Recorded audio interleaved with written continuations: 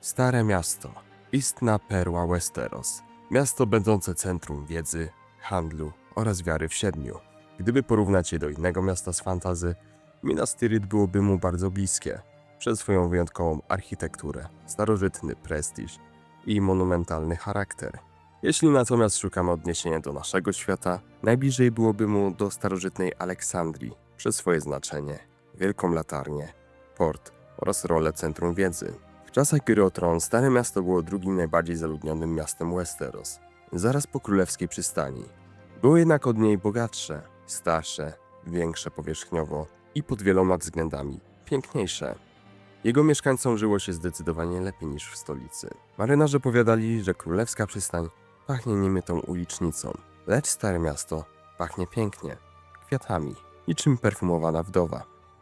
Witajcie, ja jestem Valar, a to są archiwa Westeros. Dzisiaj opowiem wam o Starym Mieście oraz o władcach tej wielkiej metropolii, rodzie Hightowerów. Zapraszam.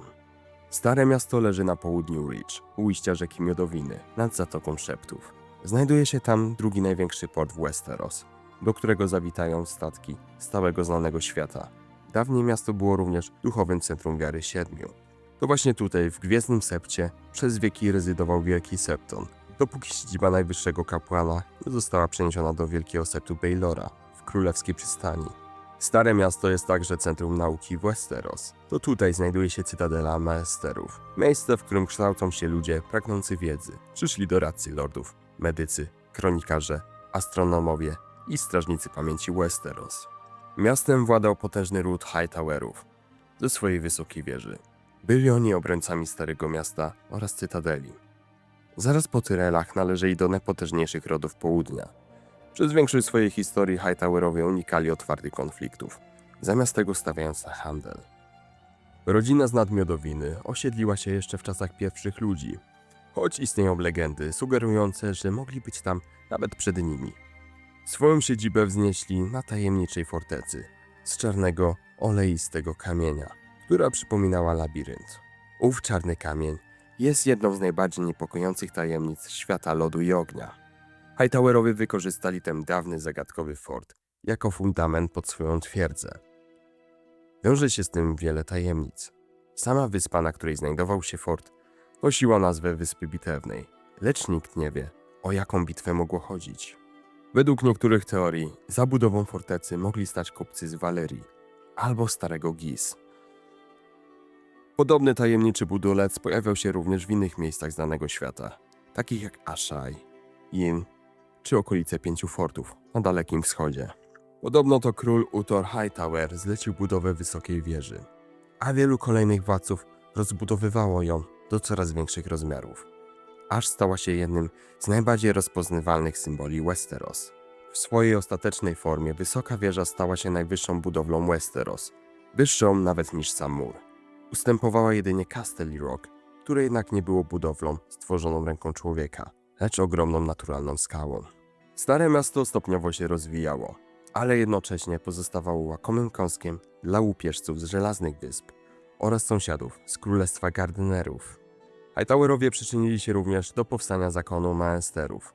Syn króla z rodu Hightowerów, Permon Hightower, był wyjątkowo chorowity i niemal przykuty do łóżka.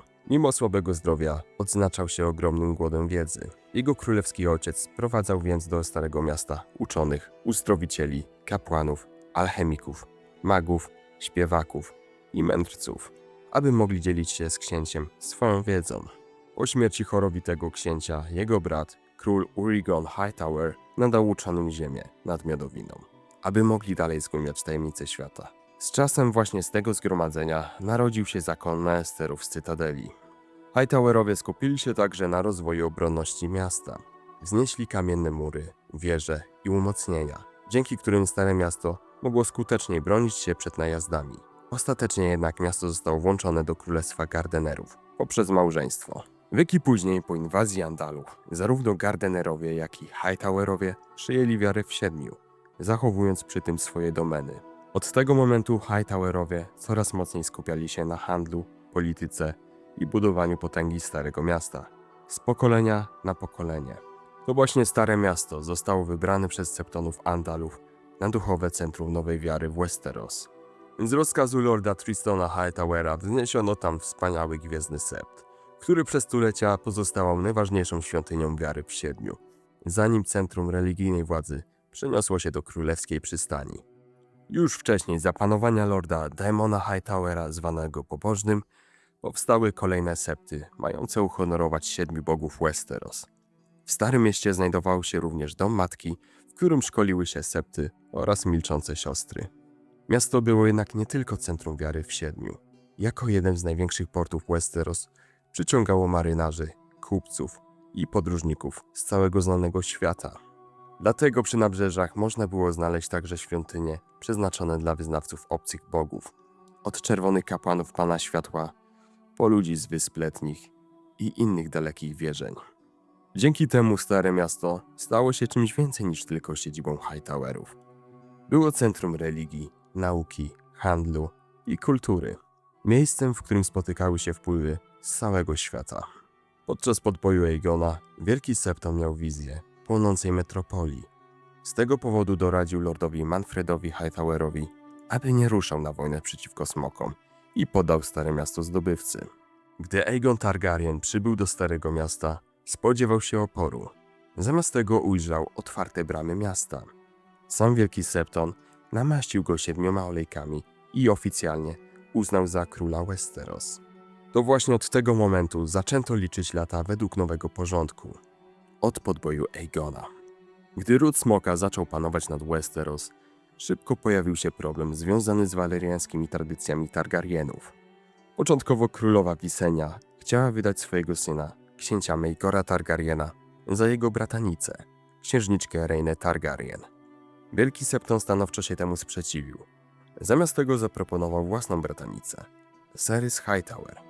Cerys została więc pierwszą żoną Maegora. Po latach, gdy Maegor uzurpował tron należny mu bratankowi, Aegonowi Nieukoronowanemu, Cerys nadal była jedną z jego królowych. Za panowania Maegora wiara zbuntowała się przeciwko targarieńskim zwyczajom, szczególnie kazirodczym małżeństwom i poligami. Konflikt zaszedł tak daleko, że Wielki Septon otwarcie potępił króla i wzywał wiernych do oporu. Maegor oraz Visenya ruszyli wtedy w stronę Starego Miasta, grożąc spaleniem Gwiezdnego Septu. Miasto zostało jednak ocalone, ponieważ Wielki Septon zmarł nagle, w niewyjaśnionych okolicznościach. Do dziś nie wiadomo, czy była to śmierć naturalna, czy może efekt działań tych, którzy chcieli uratować Stare Miasto przed Balerionem i Vhagar. Lata później za panowania Jaehaerysa Targaryena, Ser Eustace Hightower oraz jego brat Ser Norman Hightower dołączyli do wyprawy tajemniczej kobiety, znanej jako Alice Westhill. W rzeczywistości była to Lady Elisa Farman, kobieta, która ukradła smocze jaja swojej dawnej przyjaciółce, królowej wdowie Rhaenie Targaryen, a następnie sprzedała je w Braavos, aby zdobyć fundusze na wyprawę na zachód. Warto dodać, że były to jaja Dreamfire, które najprawdopodobniej wiele lat później mogły trafić do Daenerys Targaryen. Gdy król Jaehaerys dowiedział się, że złodziejka znajduje się w Starym Mieście, wysłał kruki z rozkazem jej pojmania. Było już jednak za późno. Alice Westhill wyruszyła na zachód wraz z 2 wnukami lorda Hightowera. 3 statki skierowały się ku morzu zachodzącego słońca. Goniący za słońcem Elisy Farman, Lady Meredith, Ser Eustace'a oraz jesienny księżyc, Ser Normana. Wyprawa szybko napotkała katastrofalne warunki.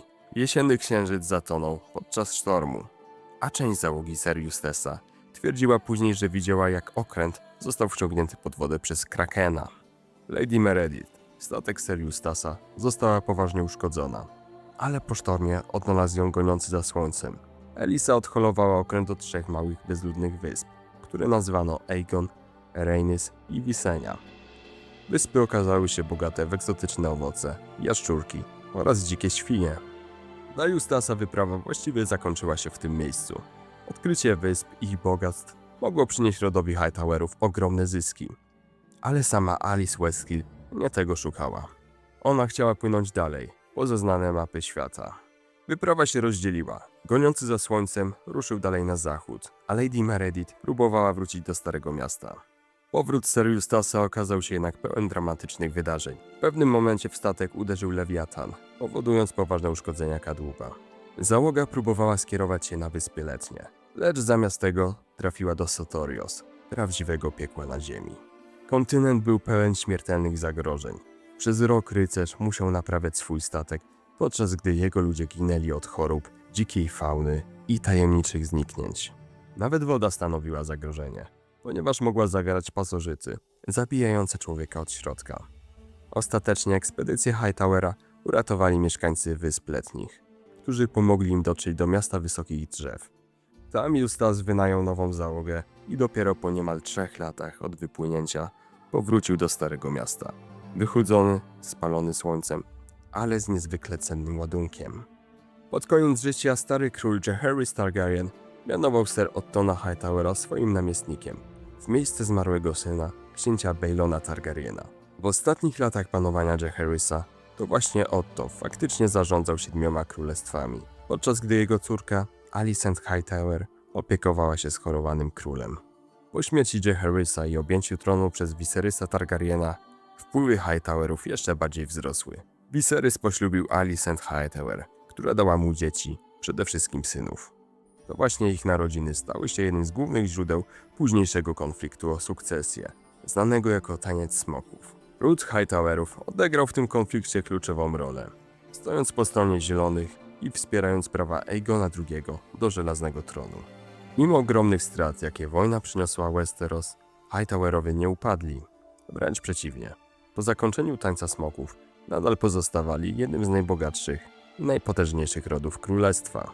Szczególnie dobrze widać to w czasach regencji Aegona III, gdy doszło do upadku Banku Rogarów z Lys. W tym okresie Bank Rogarów był jedną z najpotężniejszych instytucji finansowych znanego świata, a wielu lordów Westeros trzymało w nim swoje pieniądze. Hightowerowie jednak tego nie zrobili. Dzięki temu, gdy bank upadł, uniknęli katastrofalnych strat. Co więcej, Lady Samantha Tarly, związana z rodem Hightowerów, wykorzystała sytuację i założyła Bank Starego Miasta. W ten sposób Hightowerowie nie tylko przetrwali kryzys finansowy, ale jednocześnie bardziej się wzbogacili. Gdy wybuchł bunt Daemona Blackfyre'a, Hightowerowie nie postawili wszystkiego na jedną kartę. Część rodu skłaniała się ku Daemonowi, królowi, który dzierżył miecz. Ale jako całość Hightowerowie zachowali chłodną ostrożność.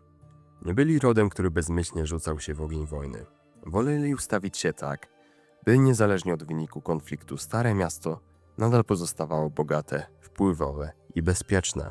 W serialowej grze o tron ród Hightowerów praktycznie nie istnieje.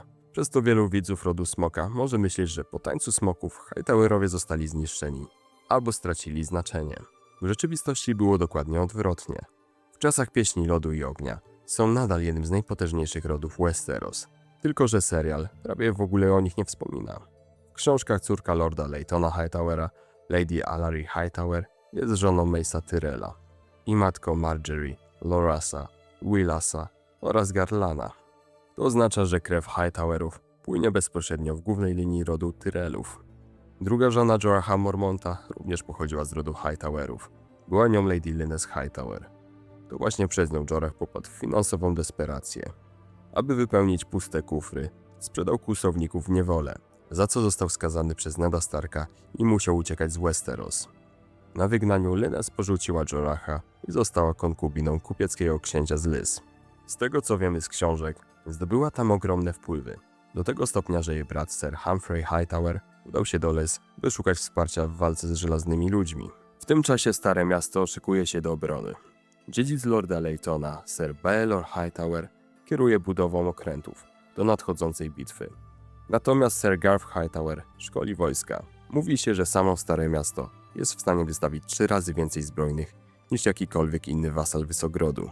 A gdyby przeprowadzono pełen pobór, liczba ta mogłaby być jeszcze większa. Sir Guntor Hightower odpowiada za obronę portu Starego Miasta. Samo Stare Miasto może odegrać kluczową rolę w wichra zimy, o ile George w końcu je wyda. Król Euron Wronie Oko szykuje się do ataku. Żelaźni ludzie zagrażają Reach, a synowie lorda Laytona przygotowują obronę miasta. Najbardziej tajemniczy pozostaje jednak sam lord Layton Hightower. Od ponad 10 lat nie schodzi z wysokiej wieży.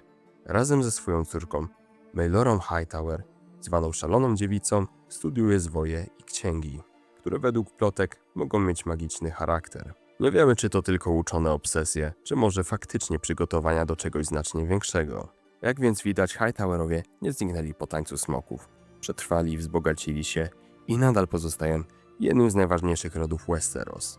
A w nadchodzących wydarzeniach mogą odegrać rolę znacznie większą niż wielu czytelników się spodziewa. O ile oczywiście te książki kiedykolwiek wyjdą.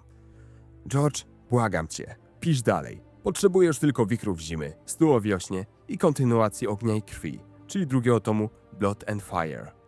Proszę cię, George, odżywiaj się zdrowo, schudnij i dbaj o siebie, abyś żył jeszcze wiele lat, bo ta saga sama się nie skończy. Dzięki za obejrzenie tego materiału.